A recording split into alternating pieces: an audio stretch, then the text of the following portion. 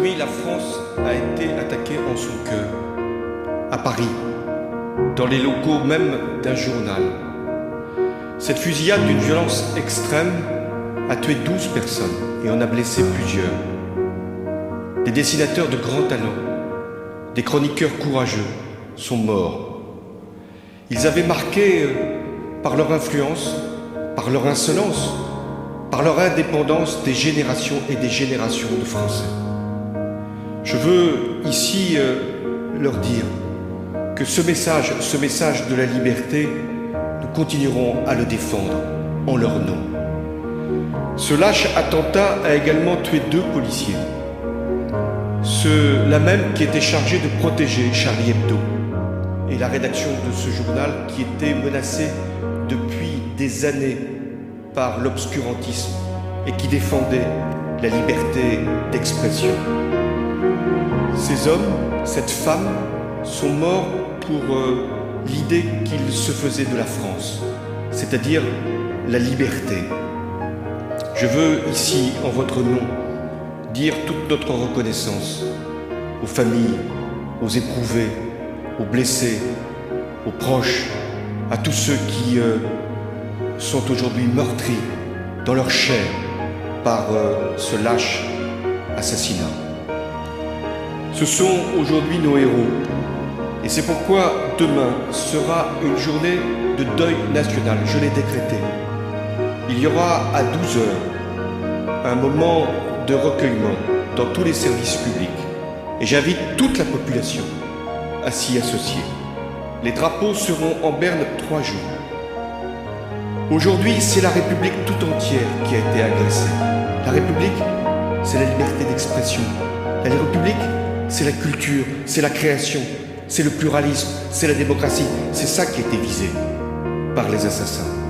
C'est l'idéal de justice et de paix que la France porte partout sur la scène internationale. Et ce message de paix, de tolérance que nous défendons aussi à travers nos soldats pour lutter contre le terrorisme et le fondamentalisme. La France a reçu des messages de solidarité et de fraternité du monde entier.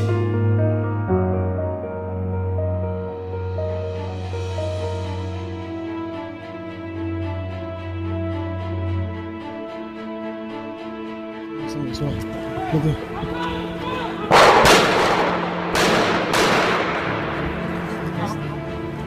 Baissez-vous, baissez-vous, baissez-vous. Baissez-vous. Vous encore? Mais non, Edouard, debout. Edouard.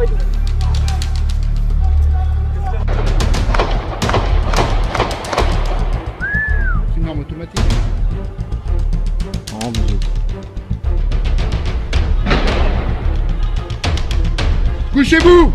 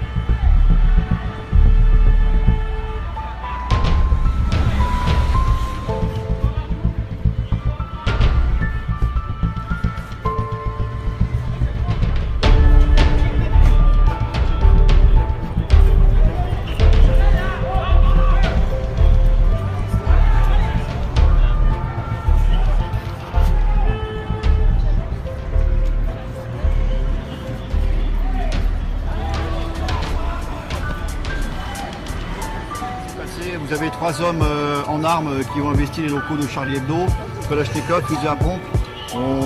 C'était une véritable boucherie à l'intérieur. Vous savez, c'est un attentat criminel, avec des gens très déterminés manifestement, et on fait état de l'ordre de 12 morts, dont 2 policiers. Ils ont pris la fuite en sortant. Il y a eu une fusillade avec des collègues. On a un collègue qui est presque entre la vie et la mort. La rédaction a été décimée. Et manifestement, c'était ciblé. Et si on est là, nous, et la maire de Paris et le président olympique, c'est parce qu'il s'agit de la presse aussi.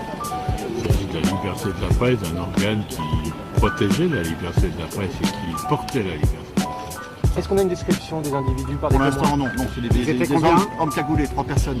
3 personnes cagoulées, effectivement, et qui ont pris la fuite direction Port-de-Pantin. Ils ont pris en otage le chauffeur d'un véhicule, ont piqué son véhicule et sont actuellement pourchassés par la police. On espère qu'ils vont être interpellés.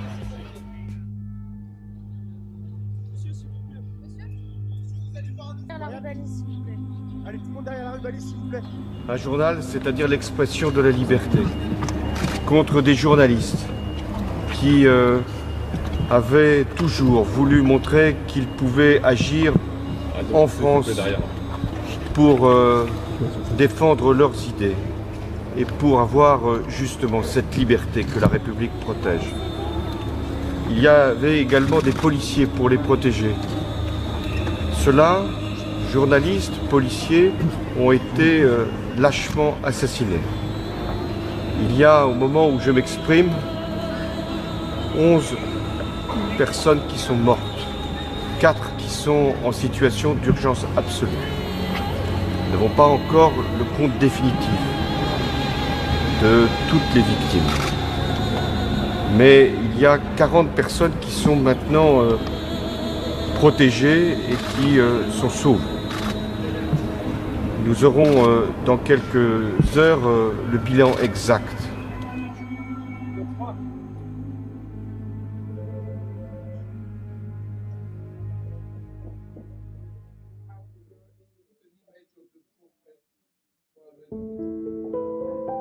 Charlie, je suis Charlie. Nous sommes Charlie. Nous sommes Charlie.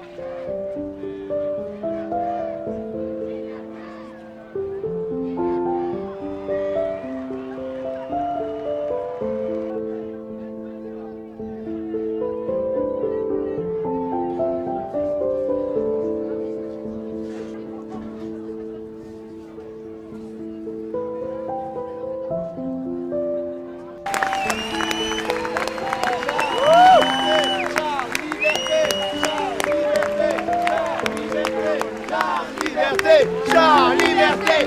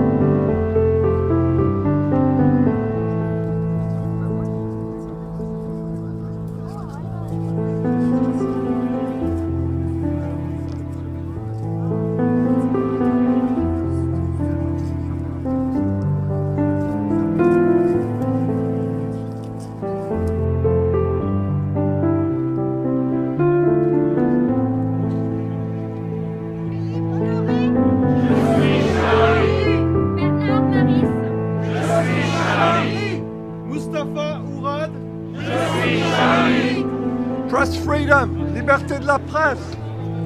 Press freedom, liberté de la presse.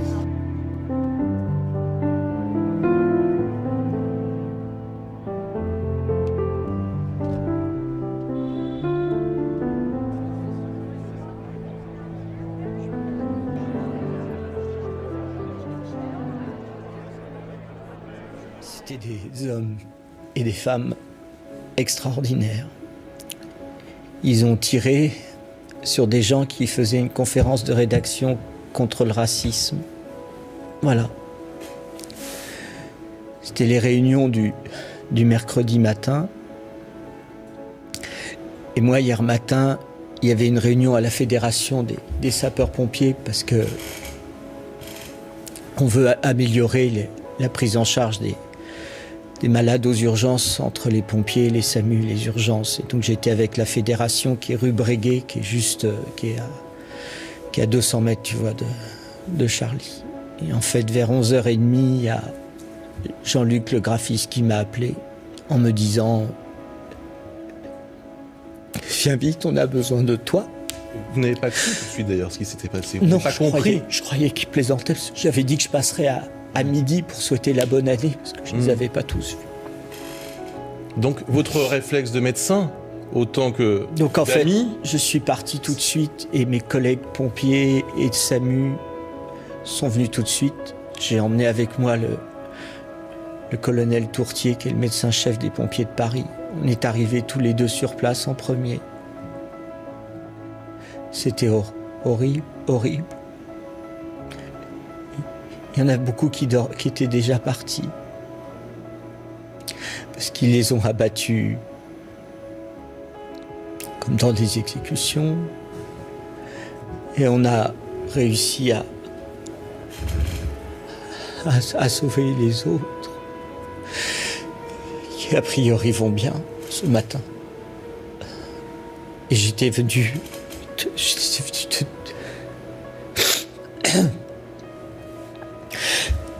te dire que le journal va continuer parce que ils n'ont pas gagné et que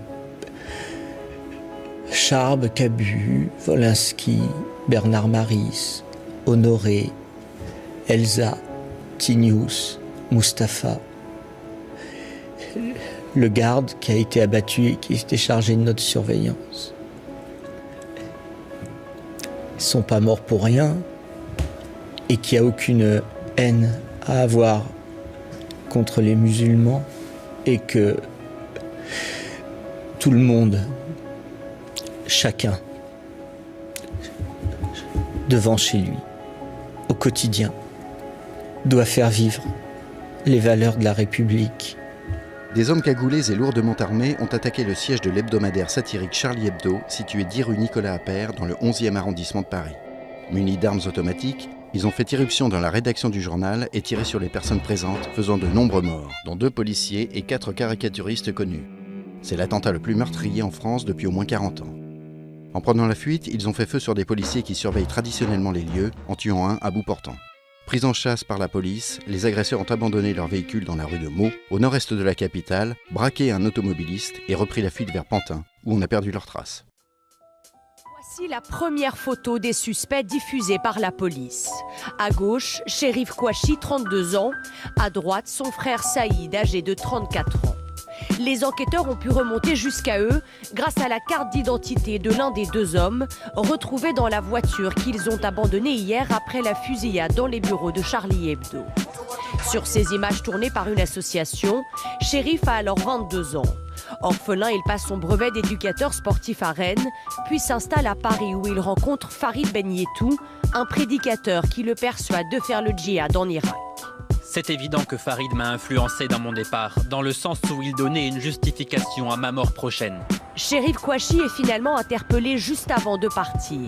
Il est condamné en 2008 et passe 18 mois en prison, une période pendant laquelle il se radicalise encore plus. Depuis hier soir, la police mène des perquisitions chez ses proches, comme ici à Reims. Le monsieur qui est montré là en photo à la télé, c'est un monsieur que je croise régulièrement dans l'immeuble en descendant, en sortant de l'immeuble. Donc on se croise, on se dit bonjour sans plus. À Charleville-Mézières, le beau-frère de Chérif Kouachi, âgé de 18 ans, s'est rendu à la police qui le suspecte d'avoir aidé les tireurs. Mais selon ses amis, il était en cours au moment de l'attentat. Dans sa classe, ils ont confirmé qu'il était en cours. Et je l'ai vu, moi, il était 11h50 et on était ensemble. Et donc, ouais, c'est pas possible, il était là, il était au lycée. 7 membres de l'entourage des frères Kouachi sont actuellement en garde à vue.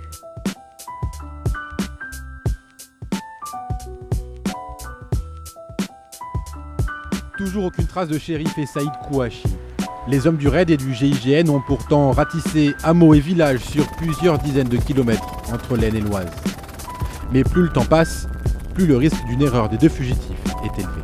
Dans une chasse à l'homme, il y a toujours plusieurs hypothèses, c'est-à-dire c'est un peu comme un jeu d'échecs, un jeu de dames, vous avancez, il y aura d'autres opportunités, puisque le temps est quand même qui court est en faveur des forces de sécurité. Il ne faut pas oublier que ces individus maintenant vont être très fatigués, ça fait peut-être 48 heures qu'ils n'ont pas dormi, ils vont commettre des fautes, ils vont être au bout du rouleau. La mission reste cependant délicate car les recherches s'effectuent dans une vaste zone rurale et boisée qui s'avère encore plus compliquée la nuit tombée, sans compter le risque de la fausse piste. Ce qui me fait peur, moi, c'est la course à l'échalote. C'est-à-dire qu'on les voit dans l'Aisne, allez hop, on envoie tout le monde dans l'Aisne. Demain, on va dire, ils sont vers Toulouse, on va envoyer tout le monde vers Toulouse. Et là, on va épuiser tout le monde. Donc les témoins qui voient quelque chose, il faut vraiment que ça soit sûr. Même allégé, le dispositif a pourtant été maintenu dans cette campagne de l'Aisne toute la nuit. Les gendarmes n'ont pas cessé d'effectuer des contrôles et des fouilles de véhicules. Ce matin à Montrouge, peu avant 8h30, c'est au sud de Paris, dans les Hauts-de-Seine. Un homme a ouvert le feu, blessant grièvement une policière municipale et un agent de voirie.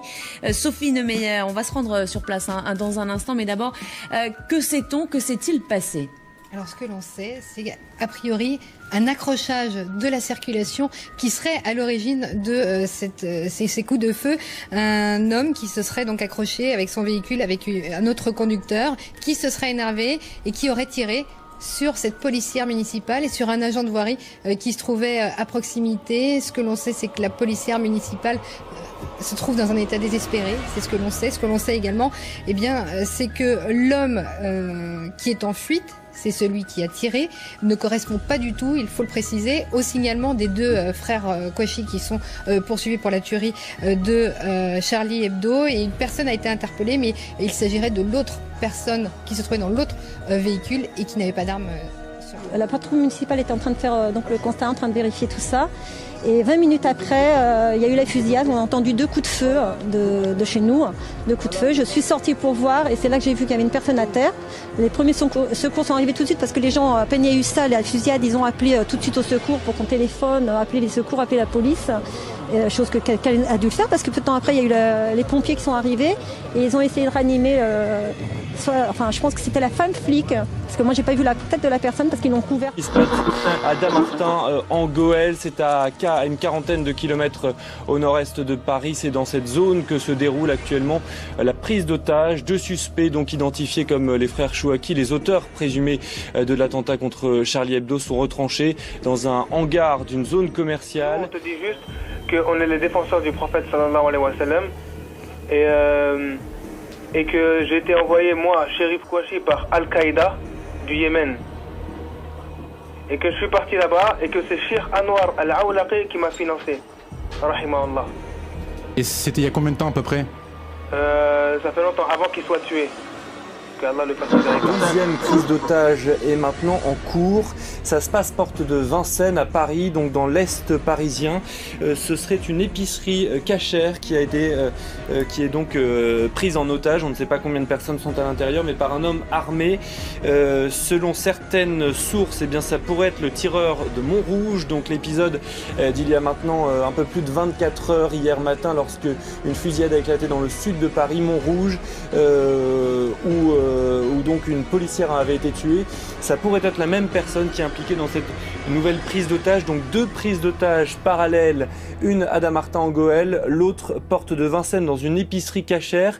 La situation devient extrêmement complexe à l'heure actuelle. Est-ce que vous êtes en lien avec les deux frères qui ont fait l'opération à Charlie Hebdo ? Oui, on s'est synchronisé pour faire les opérations. Est-ce que vous êtes toujours en lien en ce moment avec eux ? Est-ce que vous avez été au téléphone récemment avec eux ? Non. Vous êtes synchronisé de quelle manière ? C'est-à-dire qu'il y a encore d'autres événements qui sont prévus ? Vous avez un scénario ensemble que vous déroulez ? Non, on s'est juste synchronisé pour le départ. Ça veut dire quand ils ont commencé Charlie Hebdo, et moi j'ai commencé à faire les policiers. Autre élément important, il nous dit aussi à ce moment-là qu'il y a 4 morts dans le magasin et qu'il est aux côtés de 16 personnes avec enfants.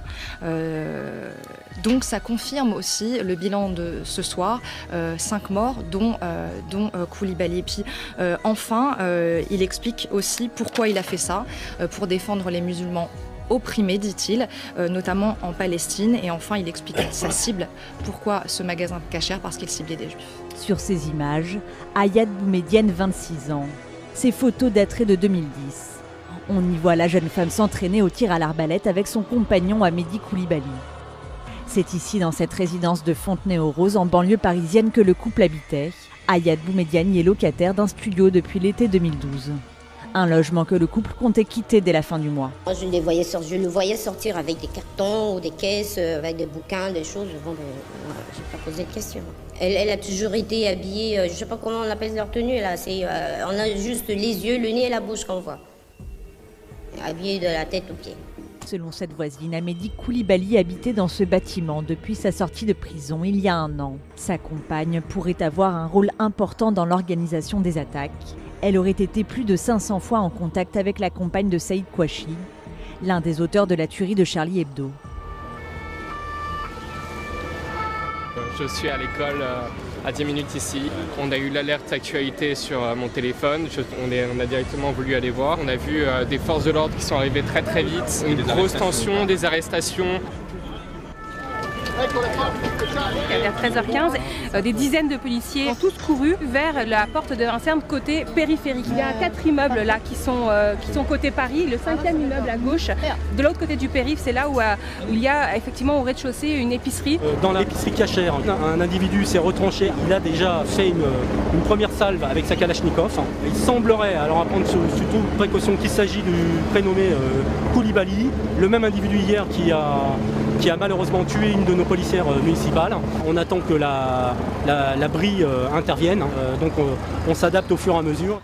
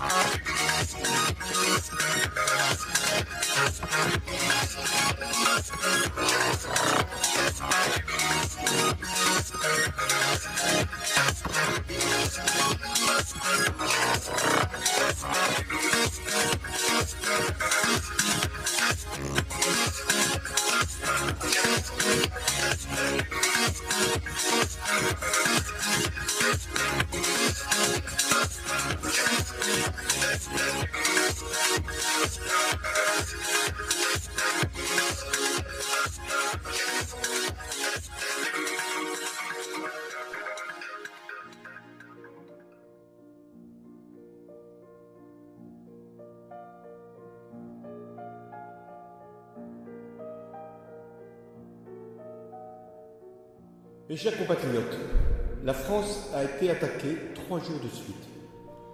Mercredi, avec l'attentat contre Charlie Hebdo, qui a fait 12 morts et plusieurs blessés graves. Jeudi, avec le meurtre d'une policière municipale et l'agression d'un employé de Montrouge. Et aujourd'hui, avec 2 prises d'otages, dont l'une à Paris, porte de Vincennes, qui a fait 4 morts. La France, elle a fait face. D'abord, j'exprime toute ma solidarité aux familles, aux victimes, aux blessés. Mais la France, elle a fait face parce que quand elle surmonte une épreuve, c'est une tragédie pour la nation et c'est une obligation pour nous d'y faire face. Les assassins ont été mis hors d'état de nuire grâce à une double intervention. L'une à Dammartin en Goële, dans un entrepôt, l'autre porte de Vincennes dans le magasin Cachet. Je veux saluer le courage, la bravoure, l'efficacité des gendarmes, des policiers, de tous ceux qui ont participé à ces opérations.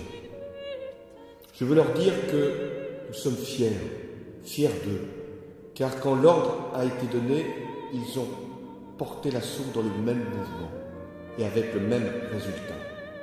Ils l'ont fait pour sauver des vies humaines, celles des otages. Ils l'ont fait pour neutraliser les terroristes, ceux qui avaient assassiné.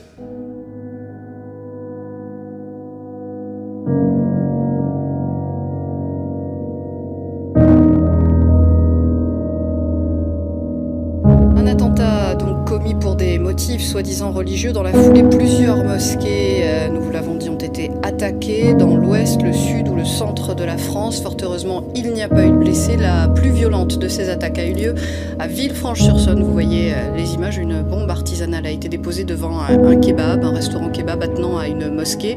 Sa façade a été soufflée. Le Conseil français du culte musulman a appelé tous les musulmans à participer à la marche républicaine de dimanche. Les musulmans qui craignent bien évidemment l'amalgame. Regardez leur réaction. Ils n'ont rien à voir de l'islam. Ils ne sont pas des musulmans. On ne peut pas. Quand j'entends islam, nabi, prophète, Allah, moi, pardonnez-moi, je me mets hors de mon état. Ce ne sont pas des musulmans. Ils n'ont rien à voir avec l'islam. Ce sont des criminels, des barbares, des sectes, de tous les propos. Ils ont perdu leur âme. Ce ne sont pas des musulmans. On ne peut pas les qualifier. Quelqu'un qui vient de cette manière, soi-disant défend quel prophète il les défend? C'est peut-être le prophète de Daesh, pardonnez-moi. Le prophète de l'Aqmi, de Qaïda. Oui, ils ont leur prophète de haine, mais le prophète de l'amour qu'on le croit, le prophète de la tolérance et de la paix, c'est pas notre prophète. Aujourd'hui, jamais il a tué des artistes de cette liberté. Je pense malheureusement c'est un moment crucial, c'est un test pour nous. Je rends hommage à tous les Français, c'est un test pour nous, montrer notre valeur, notre solidarité. Il faut faire face aux extrêmes, tout bord des extrêmes, religieux ou politiques, de dire non, il ne faut pas céder, parce que nous sommes un exemple. Ce peuple-là, il reste un exemple, c'est un peuple de lumière, c'est un peuple qui a tracé une histoire dans l'humanité, il restera le peuple meilleur. Vous croyez en l'unité nationale aujourd'hui? Je crois à ça, je crois à tous en politique aussi. Et aussi, derrière, qu'est-ce qu'elle a dit le président de la République? Il faut aller vers l'avant, il ne faut pas penser à leur parti, penser à la patrie, penser à l'ensemble de ces... Quel avenir on va laisser à nos enfants? La peur, la crainte, les préjugés, l'autre, le regard. Il n'y a pas un Mohamed, il n'y a pas un musulman. Nous sommes tous des Français, nous sommes tous des êtres humains qui respectent les autres. On passe une période très difficile, soyons tous solidaires, soyons tous forts, parce que malheureusement, cette période, elle va passer. Il y a eu d'autres. 11 septembre, elle était quelque... Français, d'origine algérienne et de confession musulmane, très fier de s'appeler Ahmed Merabet, de représenter la police française et de défendre les valeurs de la République. Liberté, égalité, fraternité. À force de détermination, il a obtenu son diplôme d'officier de police judiciaire et devait prochainement quitter le terrain. Ses collègues le décrivent comme un homme d'action passionné par son métier. Ahmed, homme d'engagement,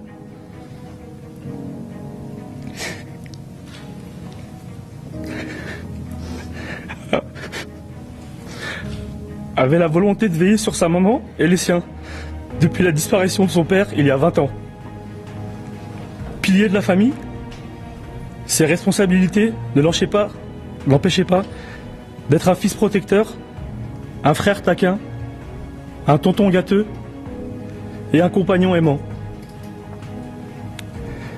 Dévastés par cet acte barbare, nous nous associons à la douleur de toutes les familles des victimes. Je m'adresse maintenant à tous les racistes, islamophobes et antisémites. Qu'il ne faut pas mélanger les extrémistes et les musulmans. Les fous n'ont ni couleur ni religion. Je tiens à soulever encore un point. Arrêtez de faire l'amalgame, de déclencher des guerres, de brûler des mosquées ou des synagogues, ou vous attaquez à des gens. Ça ne ramènera pas nos morts et ça n'apaisera pas les familles. Merci. Nous sommes ici, place de la République.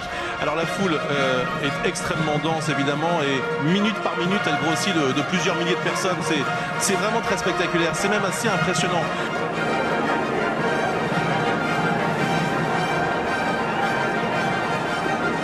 Regardez ce mélange de personnalités internationales et françaises qui se rend dans la cour de l'Élysée à pied pour prendre les bus prévus par l'Élysée et se rendre vers la manifestation dans un service de sécurité, vous l'imaginez, absolument démentiel. Ici, on sent que le protocole est complètement bousculé puisque ces personnalités sont là sans leur garde du corps autour d'eux. Cela permet un grand moment également de diplomatie.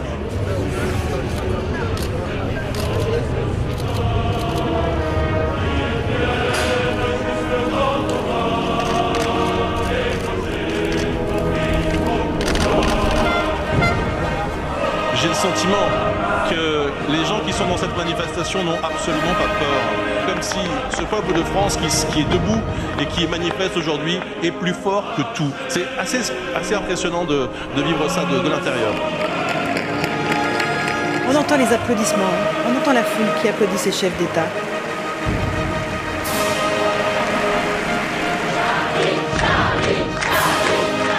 Ça a déclenché une vague de rébellion, je pense, et ça a permis de se rendre compte de la force des mots et de notre pouvoir, en fait, qu'on peut tous s'unir pour changer les choses aussi.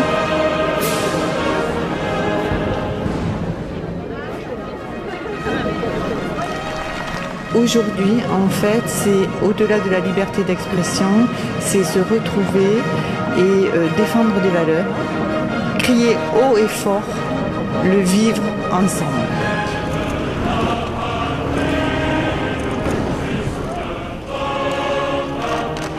Nous sommes Charlie, nous sommes juifs, nous sommes européens. Nous devons donner, c'est le message de lutte tout ensemble. Toute la famille de Charlie Hebdo, en tout cas malheureusement ce qui reste de la famille Charlie Hebdo qui vient ici se recueillir.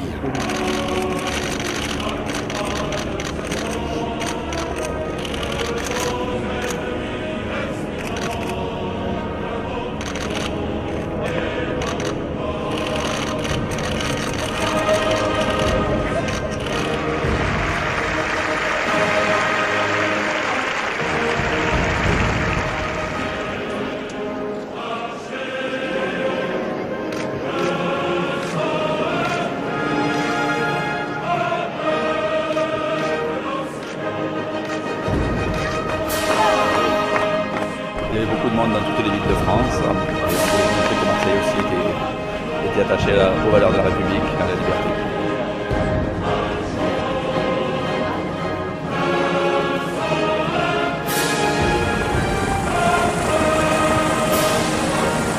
Et ben voilà, vous assistez en ce moment direct à la jonction qui est faite, la place Léon Blum, sous la pression des manifestants qui criaient « On marcher, on veut marcher, on veut marcher ». On vit un moment extraordinaire parce que ça y est, les cortèges se rassemblent.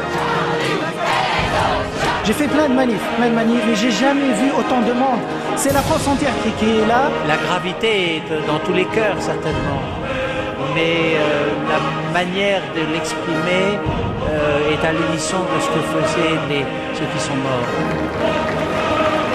Plus de 2 millions de personnes dans les rues aujourd'hui en France pour dire oui à la liberté, oui à la République, non au terrorisme.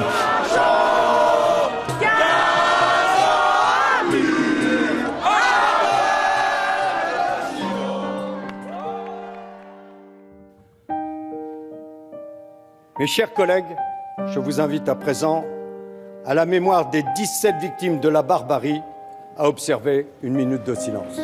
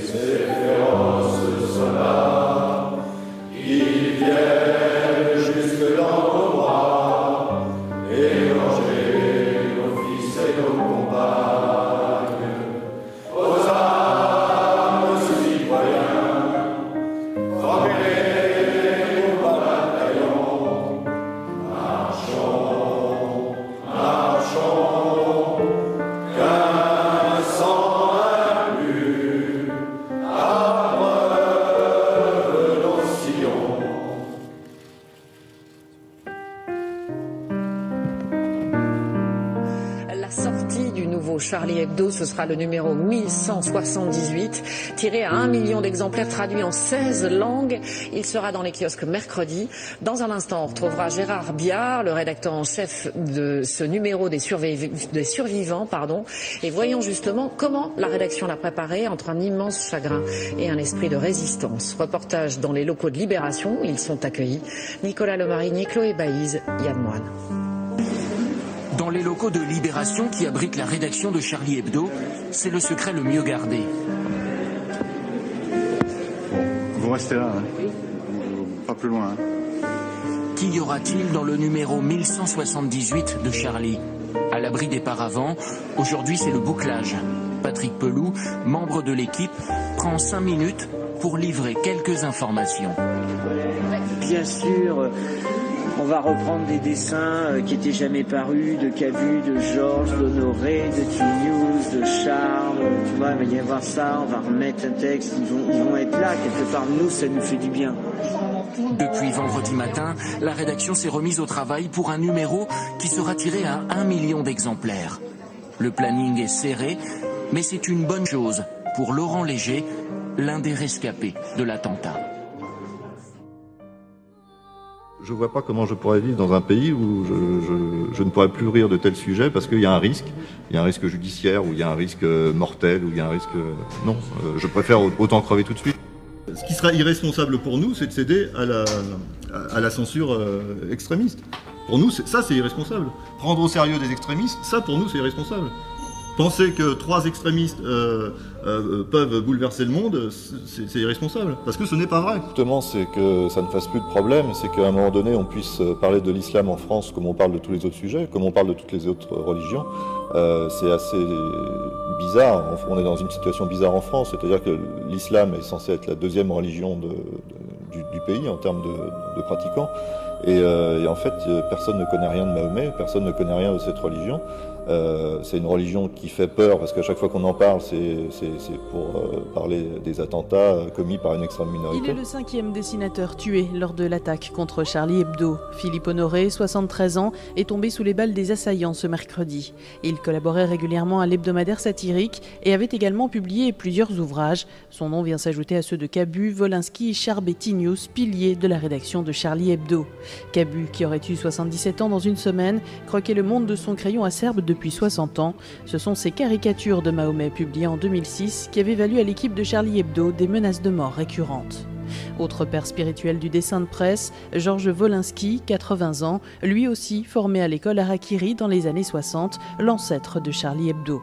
Quant à Charb, alias Stéphane Charbonnier, le directeur de la publication, il était la cible principale des menaces proférées contre le journal et bénéficiait à ce titre d'une protection rapprochée. Le policier qui en était chargé a d'ailleurs été abattu lui aussi. Autre victime de l'attentat, T-News, de son vrai nom Bernard Verlac, dessinateur lui aussi, il travaillait également pour Marianne, Télérama ou encore Fluide Glacial. 3 autres membres de la rédaction figurent sur la liste des victimes, l'économiste Bernard Maris, plus connu des lecteurs sous le nom d'Oncle Bernard, la psychanalyste Elsa Kaya, qui tenait une chronique 2 fois par mois dans Charlie Hebdo, et Mustapha Ourad, qui occupait le poste de correcteur. Également présent à la conférence de rédaction ce mercredi, Michel Renaud, fondateur du Festival du Carnet de Voyage à Clermont-Ferrand. Il avait répondu à l'invitation de Cabu, à qui il venait rendre des dessins prêtés lors de la dernière édition de la Biennale. Un agent d'entretien qui travaillait dans l'immeuble a également été tué, ainsi qu'un gardien de la paix abattu pendant la fuite des terroristes.